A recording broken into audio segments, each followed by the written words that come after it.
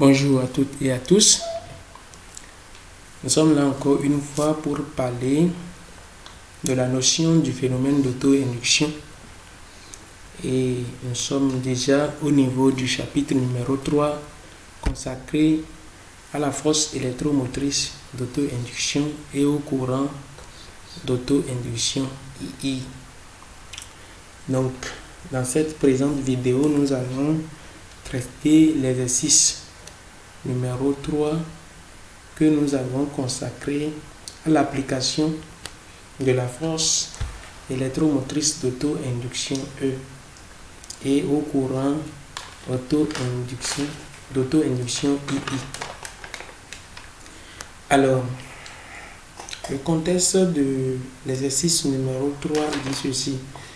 Une bobine d'inductance pure, grand L, est parcourue par un courant alternatif sinusoïdal. Voilà l'information que nous apporte le contexte. Et cette bobine a pour inductance grand L égale à 50 millihenry. Et la résistance totale du circuit est évaluée à 78,50 ohms. Cette bobine est parcourue par un courant principal sinusoïdal, alternative sinusoïdale, ayant pour expression 5 cosinus 1000 pt. Ça, c'est le courant principal débité par le générateur de basse fréquence qui alimente la bobine. Alors, la consigne de l'évaluation demande de donner l'expression du courant auto-induit. Alors, sans plus tarder, nous allons commencer. Alors, si on nous demande de donner l'expression du courant auto-induit, il fallait qu'on trouve au moins une formule qui peut nous aider à tirer cette expression. Et nous savons bien que la force électromotrice d'auto-induction E n'est rien d'autre que le produit de la résistance totale du circuit et de l'intensité du courant d'auto-induction et non du courant principal. Donc ici, c'est bel et bien la force électromotrice d'auto-induction et le courant auto-induit. De cette expression, nous pouvons tirer une expression du courant auto-induit qui serait égale à E sur R. R, la résistance totale.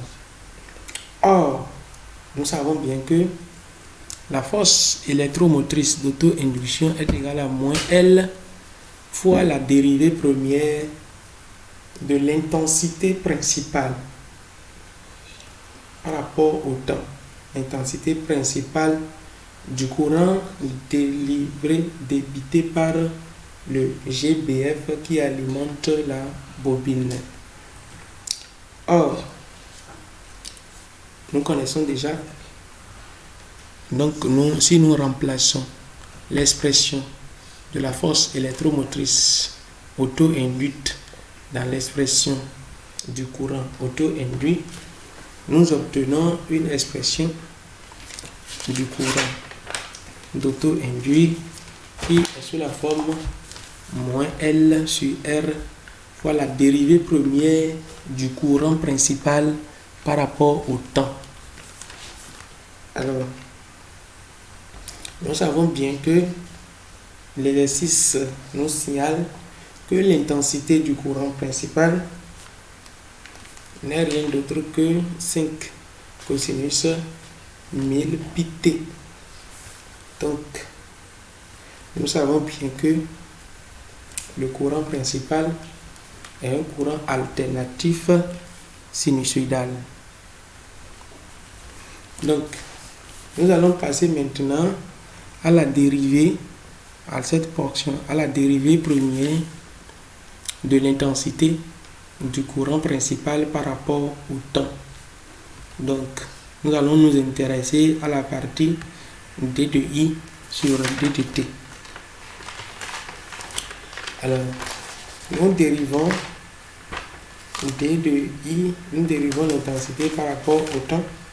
Donc, en quelque sorte, nous remplaçons l'expression de l'intensité du courant principal dans l'expression de l'intensité du courant d'auto-induction.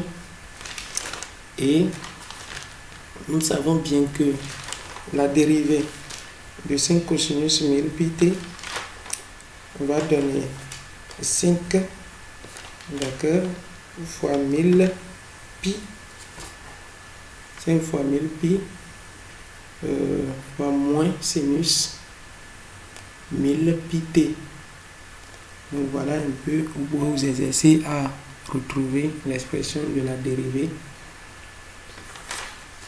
Donc nous allons arranger un peu l'expression tout en calculant les valeurs.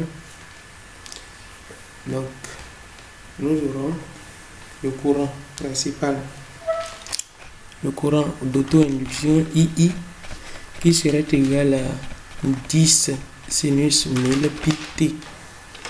Donc tout calcul bien fait donne II qui serait égal à quoi? 10 sinus 1000 pi t.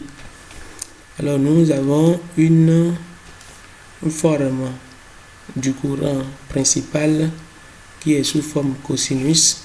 Donc nous pouvons aussi transformer l'expression du courant auto-induit sous la forme cosinus. Donc en voulant passer de sinus à cosinus, nous allons faire un retrait de pi demi. Donc autrement, nous aurons le courant d'auto-induction II qui serait égal à 10 cosinus 1000 pi t moins pi demi. Voilà l'expression du courant d'auto-induction créé par la bobine lorsqu'elle est parcourue par un courant alternatif sinusoïdal. Alors nous vous remercions pour l'attention que vous portez à notre chaîne. Et si vous n'êtes pas encore abonné, je pense qu'il est grand temps de vous abonner à notre chaîne pour pouvoir nous permettre de développer notre communauté. Nous vous remercions pour votre aimable attention, l'attention que vous portez à notre chaîne et au développement de la science.